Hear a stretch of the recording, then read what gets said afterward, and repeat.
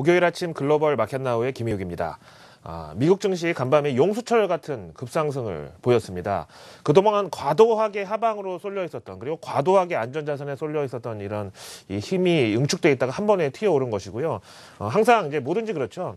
어느 한쪽으로 과도하게 쏠린 것은 또 그 반대로 튀어오를 에너지가 크다고 보는 게 맞겠습니다.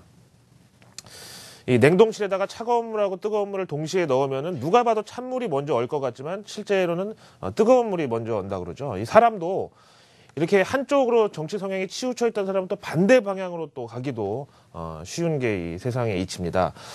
지난 며칠 동안 9월 금리 인상 가능성은 누가 봐도 이제 물 건너 갔고 중국발 이슈는 과장되어 있는 이런 상황에서 계속 하방으로 숏포지션만 왕창 실려 있었던 미국과 한국 증시는 우리가 이제 먼저 반등을 시작했고 미국도 어제 급하게 쇼커버로 인해서 반등을 이뤄냈습니다. 다우지수는요, 장중 한때 600포인트까지 상승폭을 키웠었습니다. 보실까요? 620포인트 상승으로 결국 마감을 해서 16,000선을 재탈환했고요. 나스닥 지수는 4,700선 사수는 못했지만 탈환은 못했지만 어쨌든 4,697선, S&P 500 지수 1,940포인트까지 급상승을 했습니다. 그만큼 이제 그동안의 이 숏셀링이 오늘 일시적으로 이제 청산에 들어갔다고 보겠고, 바꿔서 얘기하면 중국 이슈나 지금 여러 가지 이제 이 악재들이 이미 시장에 충분히 반영돼 있기 때문에 이걸로 인해서 더 이상 시장을 하방으로 내리기는 좀 힘들어 보인다. 그럼 바로 이제 환매수 해가지고 V자로 튀어 오르게 만든 다음에 그만큼을 먹자. 이제 오늘 이런 식의 흐름이었다고 보겠습니다. 달러 인덱스는요, 지난 며칠 동안 과도한 하락 뒤에 오늘 오히려 이제 반등이 나왔고요. 오늘은 미국 증시하고 달러 가치가 동시에 상승한 최근과는 반대의 흐름이었습니다. 최근에는 달러 가치와 미국 증시가 동반 하락을 했었죠. 누가 봐도 이제 좀 정황상 맞지 않는 건데 사실 이렇게 나왔고요. 그다음에 미국의 10년물 국채 금리 오늘 5%대 상승하면서 그동안 안전자산에 과도하게 쏠려 있었던 이런 파킹돼 있던 자금이 국채 시장에서 밖으로 빠져나와서 위험자산으로 향했다. 이렇게 해석하는 게 타당하겠습니다. 그 다음에 이제 오늘 뉴욕 연은 총재의 연설도 시장의 상방을 응원하는 역할을 했습니다. 물론 좀 제가 생각했을 때는 너무 좀 아전인수격의 그런 시장 해석. 어차피 이제 오르고 싶은 날이다 보니까는 최대한 이제 똑같은 재료에 대해서도 호재로 잘 포장해가지고 재단해가지고 이거다 하고 이제 사람들의 관심이 쏠리게 만들었던 거죠. 뉴욕 연은 총재 하면 누가 봐도 연준 내 영향력이 제일 큰 사람 중에 한 명일 것 같죠. 거기다 투표권도 가지고 있고, 월가에서 연준과 직접 미국 국채나 팁스 같은 거를 거래하는 프라이머리 딜러들을 또 관장하는 곳이 뉴욕 연은입니다. 여기에 총재가 이제 오늘 연설을 하다 보니까 당초에 이제 관심은 컸었는데요. 그런 만큼 본인도 좀 부담이 됐었겠죠. 지금 이제 9월 금리 인상 가능성은 누가 봐도 많이 떨어져 있는 상황에서 9월에 금리 인상 못 한다고 할 수도 없고, 또 9월에 금리 인상 할 수도 있다고 하면 또 시장에 파란이 일어날 것 같고, 이제 본인도 그랬을 텐데요. 연설 내용 자체는 일단 상당히 교과서적이었습니다. 보실까요?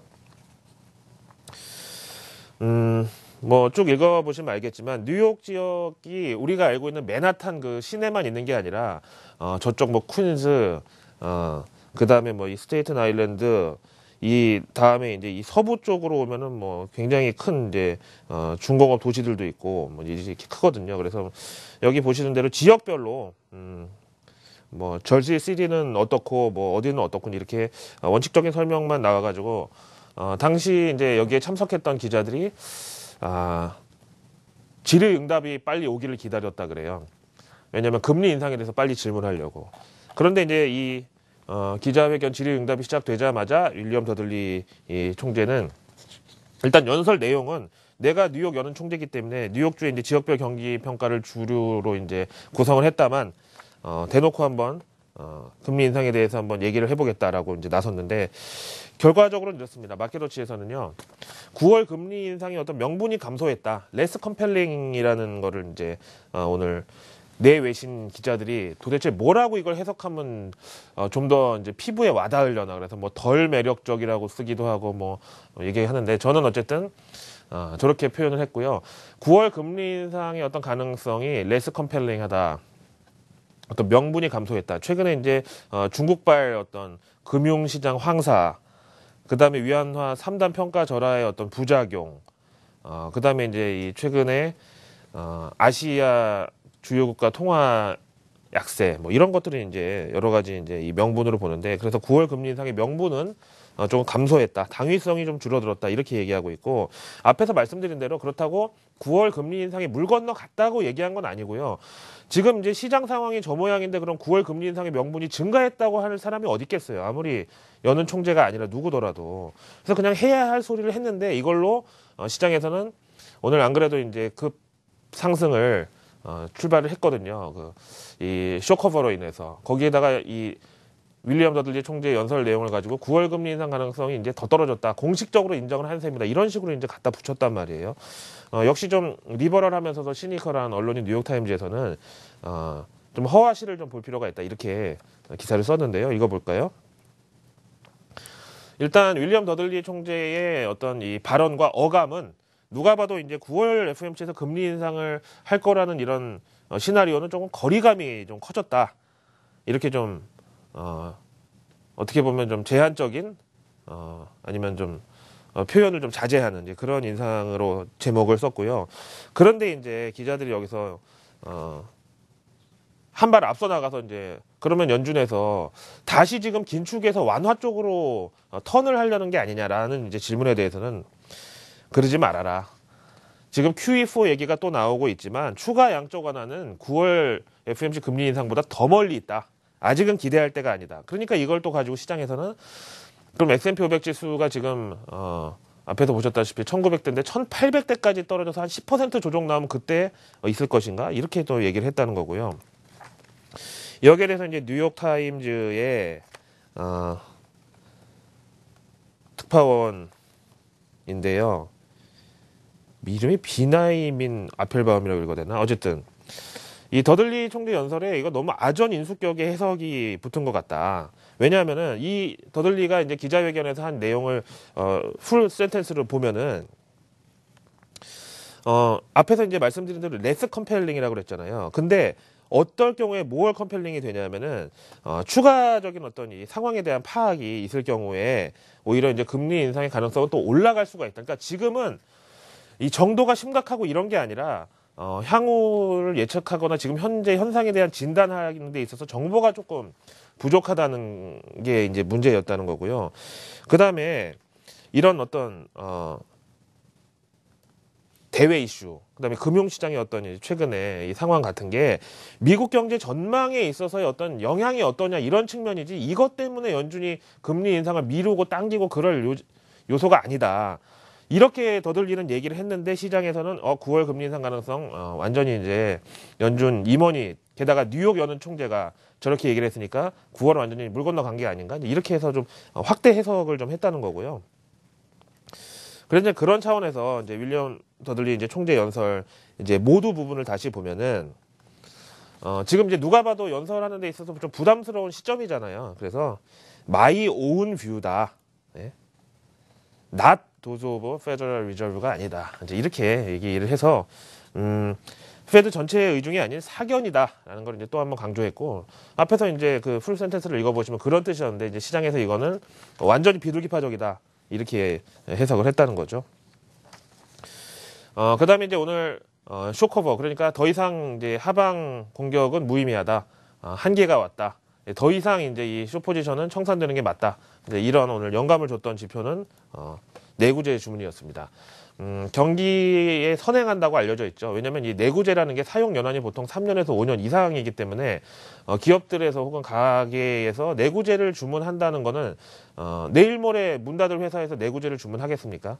앞으로 이제 업황이나 소득 증가에 대한 기대감이 있을 때 내구재 주문이 증가한다는 점에서 선행성을 갖는 지표로 알려져 있죠. 내구재 주문도 오늘 상당히 좋았습니다. 7월달 결과였고요. 일단 6월 결과가 좀 그때 당시에 서프라이즈 수준이 나왔기 때문에 한 번 정도 눌림목이 나올 것이다라는 예상을 뒤집고 내구재 신규 주문이 2% 증가를 해서 이번에 약간 눌림목이 올 거라고 해서 0.4% 정도 감소할 것으로 봤던 전망을 뒤집고 2%나 증가를 했습니다. 그 다음에 요 내구재는요, 여러 가지 물품이 있겠죠. 뭐 집에서 보는 TV에서부터 기업 그 특성업체에서 쓰는 뭐 이 큰 트럭 몇 억 정도 하고 막 컨테이너 트럭 있잖아요. 미국 트럭 되게 무식하게 생긴 거 있잖아요. 바퀴 한 10개 달리고 막 이런 거. 그 다음에 또 항공기 이런 거의 가격이 워낙 크기 때문에 만약에 이제 짜잘한 내구재하고 항공기하고 비교를 하면은 항공기 주문 때문에 또 이게 지표가 왜곡될 소지가 있잖아요. 그래가지고 익스클루딩 에어크래프트, 그러니까 이 항공기 주문을 제외하면은 이제 보통 내구재 주문이 좋았을 경우에 항공기 때문에 부풀려졌다고 하면은 내구재에서 항공기를 뺀 핵심 내구재는 조금 줄어들 수가 있는데 오히려 핵심 내구재 주문이 2.2%로 더 높았다. 그래서 이거 누가 봐도 정말 튼실한 내구재 주문 증가였다는 거고요. 이 내구재가 갖는 영향력은 앞에서 설명드린 대로 선행성 외에도 미국 전체의 이제 생산, 소비, GDP 여기까지 영향을 주는데 USA 투데이에서는 오늘 내구재 주문의 점프, 그야말로 진짜 7월 달에 점프를 했는데 이게 고용과 소비의 동반 성장을 시사하고 있다. 내구재 주문이 증가하니까 그거를 생산하는 고용도 늘어나고 또 내구재를 저렇게 주문하는 게 결국 이제 소비로 이어지는 거니까 어떤 자신이 있다는 거 아니겠어요? 그리고 또 고용하고 소비는 또 연결돼 있죠. 기업체에서 고용을 늘리면 사람들이 소비를 늘리게 되고, 그럼 기업 매출이 증가하고, 그럼 기업에서 채용을 더 늘리고, 그럼 또 고용 증가에 따라서 소비 또 늘어나고, 이런 이제 어떤 선순환의 사이클이 있다는 거잖아요. 그게 이제 오늘 강화됐다는 게 요점이고, 이게 이제 미치는 영향은 1분기 GDP가 이제 0.6% 플러스로 확정이 됐고 2분기는 지금 이제 두 번째 결과까지 2.3% 나와 있는데 내일 모레 나올 GDP 확정치에서 3%가 넘을 것이라는 기대가 커졌다고 그래요. 이번 7월 내구재 주문 증가로 인해서요. 이런 영향을 줬습니다. 그래서 사실 말이죠. 지금 이제 최근 며칠 동안 조정이 안 나왔었으면 윌리엄 더들리 총재의 연설을 보고는 그냥 원칙적인 얘기를 했네. 그다음에 이 내구재 주문을 보니까 소비와 고용에 대한 자신감이 높아지면서 연준의 금리 인상 가능성이 이제 같이 올라갈 수 있다는 약간의 매파적으로 해석을 해도 좋을 시점인데 이제 오늘 누가 봐도 이제 그동안 하방 포지션을 청산하는 쇼커버 데이였다 보니까 이것도 그냥 뭐 그런가 보다 하고 윌리엄 더들리 총재 연설은 막 이제 과장해가지고 아전인수로 갖다 붙였다는 거죠. 어쨌든 윌리엄 더들리를 뭐 제가 뭐 평가할 만한 주제는 못 되지만 9월 금리 인상 가능성이 확실히 거리감이 커졌다는 거는 누가 봐도 자명한 사실이죠. 그 다음에 뭐 제가 뭐 개인적인 정치 성향을 떠나서 공화당 도널드 트럼프 후보가 연일 지금 외신의 첫 페이지를 장식하고 있는데 뭐 약간 파쇼 느낌이라고 하는 분들도 있고 뭐 너무 좀 이제 뭐 인기 영합주의 내지는 노이즈 마케팅이 심하다는 얘기도 있는데 결국 이 트럼프 돌풍이 지금 이제 월가에서까지 주목하는 한 이슈로 떠오르고 있습니다. 요즘에는요 정치면을 보면 오바마보다 트럼프가 더 지금 비중이 많거든요. 근데 뭐 선거 운동원들이라고 제가 이제 역설적인 표현을 했지만 이 사람들이 다 안티들이잖아요. 또 기자회견 할 때마다 나와서 막 소리 지르고 싸우고 막 이제 이런 사람들인데 결국 이제 뭐 팍스 뉴스 뭐 그다음에 미국 대기업들 그다음에 유명 정치인들 다 지금 이 트럼프하고 좀 각을 세우고 있는 사람들인데 뭐 제가 지금 뭐 트럼프 선거 캠프 뭐 한국지사 뭐 당원도 아닌데 왜 이 얘기를 자꾸 하냐면은 이제 월가에서 슬슬 집중하고 있는 어떤 트럼프 효과의 이제 득실에 대해서 미국은 누가 봐도 이제 자본주의의 선진국이기 때문에 우리나라보다도 더 오히려 경제 대통령이라는 어떤 메리트가 크고 전 정권이 이제 오바마가 뭐 체인지 개혁과 뭐 어떤 변화를 캐치프레이즈를 내걸었다면 이제 미국의 어떤 위상 강화 팍스 아메리카나 뭐 이런 식의 이제 어떤 국수주의의 바람이 한번 불 때도 되긴 됐는데 이 도널드 트럼프 지수라는 게 있어요. 이제 월가에서는 과연 트럼프를 지지하면 과연 우리 주머니에 들어오는 돈이 늘어나냐 줄어드냐 이제 이런 경제적 논리로 당연히 이제 판단할 텐데 여기 보시면은 위에 보라색 선이 이제 버크셔 해서웨이의 자산 가치거든요. 워런 버핏이 이끌고 있는. 그 다음에 이제 요 파란색이 이제 트럼프 지수인데 최근 15년 동안의 자산 가치가 이제 헤지 펀드보다 오히려 도널드 트럼프가 더 자산 가치 상승률이 높았다는 거고요. 뭐 순서대로 보면은 워런 버핏 다음으로 헤지 펀드보다 오히려 높은 자산 가치 증가율을 기록했단 말이에요. 그래서 과연 트럼프가 대권을 잡으면 진짜 경제만큼은 특히 이제 미국의 경우 확실하게 좀 살리려나 이제 이런 식의 또 바람이 있다는 겁니다. 자, 오늘 미국 증시의 이제 급반등을 쇼커버로 인한 데드캣 바운스 내지는 기술적 반등으로 이제 취급하는 사람들도 있고 아니다. 이제 9월 금리 인상 가능성을 뭐 중국까지 이제 동원해가지고 다 같이 물리쳤으니까 이제는 오를 것이다. 바닥 쳤다 이런 의견도 있는데요. 일단 저는 후자 쪽의 의견을 생각하는 게 아직 시장이 여기서 꺾일 때는 아닙니다라고 생각하고 있어요. 미저리 인덱스라고 들어보셨어요? 우리말로 하면 고통지수인데 미국 증시가 아직 꺾일 때가 아닌 이유는 이제 여기서 나오고 있습니다. 이 고통지수라는 게 S&P 500 지수 이제 기업들의 평균 밸류에이션의 아주 베스트 바로미터로 꼽히고 있거든요. 현재 지금 25를 기록하고 있어서 지금 여기 구간에 해당되고 있잖아요. 이 1929년도 대공황 이후에 이 고통지수의 중간값이 26.5였는데 그걸 지금 밑돌고 있는, 그러니까 고통이 적은 상황이라는 거예요. 고통지수의 이제 통계상으로 봤을 때 25 정도의 레벨이면 S&P 500 지수 연 13.2% 이제 상승률을 기대할 수 있는데, 그러면 이제 최근에 증시가 급락하고 뭐 이제 중국발 우려가 커지고 있는 상황에서도 미국 사람들의 고통지수가 낮은 이유는 바로 이 저유가 때문이라는 거예요. 그래서 올해 연말 쇼핑 시즌의 크리스마스 최고의 선물은 저유가다. 유가가 낮으니까 그만큼 이제 소비 여력이 이제 증가한다는 거고 기업 실적으로도 연결된다는 거죠. 저게 꼭 남의 나라 얘기, 미국만의 얘기가 아니기를 오늘 우리 세제 혜택 시작하는 이제 첫날인데 한국 경제에도 좀 소비 진작 효과가 좀 이어졌으면 좋겠네요. 우리도 좀 선물 좀 받아야죠, 산타클로스한테. 그 다음에 이제 상해 지수 보고요. 중국 얘기로 마칠까 합니다. 지준율하고 금리나 2단, 요즘엔 뭐 중국은 그냥 했다 하면 3단 아니면 2단인데 2단 절하 경기 부양 의지에도 불구하고 3,000포인트 반등에 실패한 채로 어제 2,927로 상해 지수가 끝났습니다. 그야말로 백약이 무효한 상황인데요. 저는 결국 중국의 이제 여러 가지 이제 미국에 대한, 그리고 기축통화 달러화에 대한 도발이 이런 식의 지금 하방 공격을 끌고 왔기 때문에 뭐 자업자득이다라고 보고, 결국은 이제 이거를 이제 메이저 세력들이나 월가에서 중국을 살려주기로 마음 먹어야 중국이 살 수 있다라고 생각하는 입장인데요. 뭐 안 좋을 때는 아예 그냥 푹 한번 눌리는 것도 나쁘지 않고, 지금 이제 월가의 시각은 저거 못 잡아먹어서 안달인 정도의 그런 이제 상황인데, CNBC의 에버코어 파트너즈의 이제 오늘 CFO가 나와가지고, 창립자가 나와가지고, 지금 제일 중요한 것은 중국 당국이 시장에서 신뢰를 잃었기 때문에 지준율을 내리든 금리를 인하하든 간에 뭐 지금 시장에서는 전혀 감동이 없는 그런 상태다, 이렇게 얘기하고 있고요. 이 에버코어에서 이제 오늘 내놓았던 중국의 그야말로 신세릭 합성 GDP가 이제 관심을 몰았는데, 지금 7%냐 아니냐가 아니라 중국의 현재 합성 GDP는 마이너스 지금 역성장을 기록하고 있다는 거예요. 그러니까 증시가 저 모양인 게 이해가 되지 않느냐. 지준율하고 금리 동시에 내려봤자다, 이제 이런 거고요. 그 다음에 이제 제가 아무래도 좀 이른 아침이라 옐로우 저널리즘은 가급적 배격을 하려고 하는데, 이건 뭐 팩트니까요. 중국이 이미 경제 위기에 돌입을 하지 않았느냐. 요게 이제 이 구글 지수라고 해가지고 검색어의 어떤 트래픽에 따라서 이제 지수를 산정하는 것도 있는데, 구글 검색창에다가 차이나스 이코노미 이즈를 치면은 그 뒤에 붙는 게 컬랩싱, 슬로잉, 인트러버, 페이크, 슬로잉 다운, 이런 식으로 좀 부정적인 이 단어들이 이미 다 나와 있고, 이제 홍콩의 주간지나 이제 어떤 뭐 잡지에서는 중국 경제 위기가 홍콩에까지 핵폭탄급이 될 수 있다라는 경고가 연일 나오고 있다네요.